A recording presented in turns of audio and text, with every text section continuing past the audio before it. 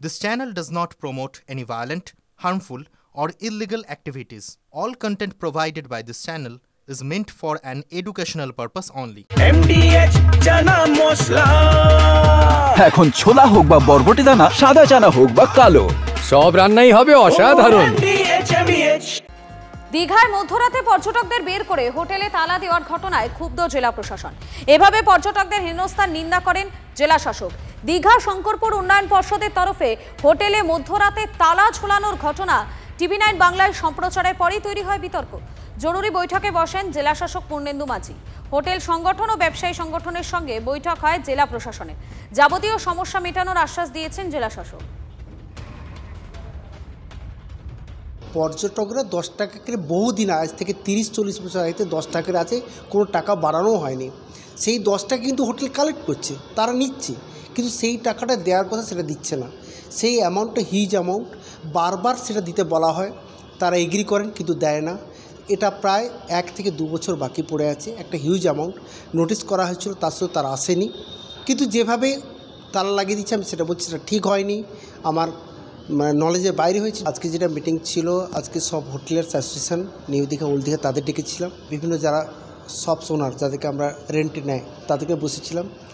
তাদের ইনফ্রাস্ট্রাকচার নিয়ে কী তাদের ডিমান্ড, রাস্তা ডিমান্ড কী, কোথায় ঘাট, সব কিছু, কোথায় লাইট লাগবে, সেগুলো সব আমরা নিয়েছি। সেই কাজগুলো আমরা টেক আপ করেছি। যে দীঘায় সবাই সমুদ্রের ঢেউ দেখতে যান, সেই দীঘায় বিতর্কের ঢেউ এবারে। প্রত্যেক দিন হাজার হাজার মানুষ সেখানে ছুটে যান। সেখানে প্রশাসনের হাতেই হেনস্থা হতে হলো পর্যটকদের। হোটেল কর্তৃপক্ষের বিরুদ্ধে অভিযোগ তারা কর জমা করেননি। আমরা কথা বলি দীঘার হোটেল কর্তৃপক্ষের সঙ্গে, তাদের কি যুক্তি শোনাই আপনাদের। রাতের অন্ধকারে যে ডিএসডিএ কাজটা করেছে সেটা আমরা তীব্র প্রতিবাদ জানাচ্ছি। এই কাজটা যদি দিনের বেলা 9টা থেকে 10টার মধ্যে করতো, এই পর্যটকদের এই হয়রানিটা হতো না। যে তাদের স্টাফ সে টাকা তুললো, সে অনৈতিক কাজ করলো, তার জন্য কর্তৃপক্ষ কেন দায়ী হবে? এবং সবথেকে বাজে জিনিস, যে স্বপ্নের শহর দীঘা, সেটা তো মমতা ব্যানার্জির উন্নয়নের জন্য স্বপ্নের শহর দীঘা হয়েছে। মমতা ব্যানার্জির এত উন্নয়ন, এত পরিকল্পনা, আর সেখানে তার অধস্তন অফিসাররা যদি এই ধরনের হোটেলে এবং ট্যুরিস্টের সঙ্গে এই ধরনের আচরণ করেন, তো এ তো দুর্ভাগ্যজনক। হোটেল মালিক ও হোটেল সংগঠনের কথার দুটো সূত্র পাওয়া যাচ্ছে। প্রথমত, সব হোটেল এখনো এক ছাতার তলায় আসেনি। দ্বিতীয়ত, কেউ টাকা তুলেছে কিন্তু সেটা জমা করেনি সময়ের মধ্যে। তাহলে কি টাকা তুলেও সেই টাকা জমা করেননি?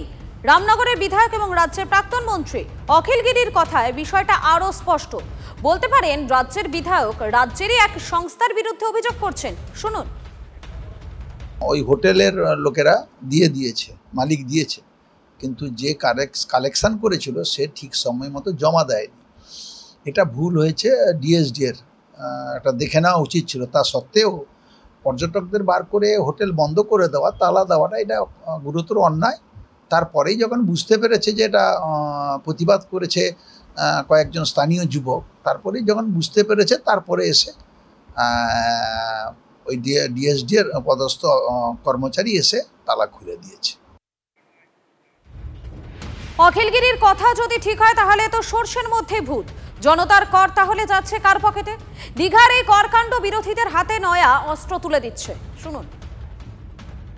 দীঘা থেকে রাজ্য সরকার যেভাবে তোলা তুলতে চাইছিল, সেই তোলা ঠিকঠাকভাবে পাচ্ছে না। তাই জেলা শাসককে এই দীঘা শঙ্করপুর উন্নয়ন পর্ষদের তার মাথায় রেখে প্রত্যেকটা হোটেলগুলোতে করের নাম করে রীতিমতো তোলাবাজি করা হচ্ছে। পর্যটকরা যারা এসছেন তারা তো কোন হোটেলের কর বাকি আছে, কোন হোটেলের কর বাকি নেই, সেটা তো তাহলে দীঘা শঙ্করপুর উন্নয়ন পর্ষদ থেকে আগেভাগে নোটিশ জারি করে সেই হোটেলের সামনে হোর্ডিং টাঙানো উচিত ছিল। পর্যটকের এখানে দোষ কোথায়? দীঘা শঙ্করপুর ডেভেলপমেন্ট অথরিটি পর্যটকদের উপর হেনস্থা করে কি বোঝাতে চাইছেন? দীঘার পর্যটন শিল্পকে ধ্বংস করতে চাইছেন। হোটেল অ্যামিউজমেন্ট ট্যাক্স দেয়নি, আর তার জন্য পর্যটকদের হেনস্থা করার অধিকার কে দিয়েছে? আপনাদের লজ্জা লাগা উচিত। ফের টেট নিয়ে জালিয়াতির অভিযোগ। প্রশ্নের মুখে প্রাথমিক শিক্ষা পর্ষদ। 2022 সালে টেট পরীক্ষার্থীদের তথ্য ফাঁস। অভিযোগ, ভিন্ন ওয়েবসাইটে দেখা যাচ্ছে টেট পাসের সার্টিফিকেট। একযোগে 1.5 লক্ষ পরীক্ষার্থীদের তথ্য ফাঁস ভিন্ন ওয়েবসাইটে। খতিয়ে দেখে পদক্ষেপের আশ্বাস পর্ষদের। ফের কি নতুন করে জালিয়াতি, প্রশ্ন চাকরি প্রার্থীদের। এগুলো যেগুলো দেখতে পাচ্ছেন এগুলো হচ্ছে টেট 2022 সালের টেট সার্টিফিকেট ডাউনলোড করার লিঙ্ক, এবং একসঙ্গে প্রায় 1.5 লক্ষ পড়ুয়ার তথ্য চলে এসেছে একটা ওয়েবসাইটে, যে ওয়েবসাইটের কোনো সরকারি ভ্যালিডেশনই নেই। আমরা যদি দেখি এখানে পরিষ্কার লেখা রয়েছে কিভাবে ওয়েস্ট বেঙ্গল প্রাইমারি টেট 2022-এর সার্টিফিকেট ডাউনলোড করতে হবে, রেজিস্ট্রেশন নম্বর কোথায় দিতে হবে, এবং একসঙ্গে প্রত্যেকের তথ্য কিন্তু এইভাবে চলে এসেছে এই ওয়েবসাইটে। যেটা ওয়েস্ট বেঙ্গল বোর্ডে নেই সেটা কি করে এলো সেটা নিয়ে কিন্তু প্রশ্ন উঠছে। যে ওয়েবসাইটটার কথা বলা হচ্ছে সেই ওয়েবসাইটটা হচ্ছে এই ওয়েবসাইটটা, যেখানে একাধিক সার্ভিস পাওয়া যায়, West Bengal land service, voter card service, এবং এটা নর্মাল ওয়েবসাইট। সেই ওয়েবসাইটে কী করে এই তথ্য এলো তা নিয়ে কিন্তু ইতিমধ্যে এই প্রশ্ন উঠতে শুরু করেছে। ওয়েস্ট বেঙ্গল টেট তা নিয়ে কিন্তু কেলেঙ্কারির কম কিস্সা নেই। তার কারণ হচ্ছে এর আগে একাধিকবার ডিজিটাল জালিয়াতি হয়েছে, ফ্রড হয়েছে, ফেক ওয়েবসাইট তৈরি হয়েছে।